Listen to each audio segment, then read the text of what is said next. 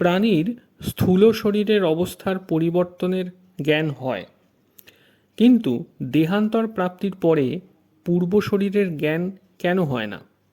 পূর্ব শরীরের জ্ঞান না হওয়ার কারণ এই যে মৃত্যুর সময় এবং জন্মের সময় অত্যন্ত কষ্ট পেতে হয়, যার জন্য পূর্বজন্মের স্মৃতি বুদ্ধি ধরে রাখতে পারে না। যেমন পক্ষাঘাতে রোগগ্রস্ত হলে তথা অধিক বৃদ্ধ হলে পূর্বের মতো জ্ঞান ও বুদ্ধি থাকে না, তেমনি মৃত্যু ও জন্মের সময় অত্যধিক কষ্টের ফলে পূর্বজন্মের স্মৃতি বা জ্ঞান থাকে না।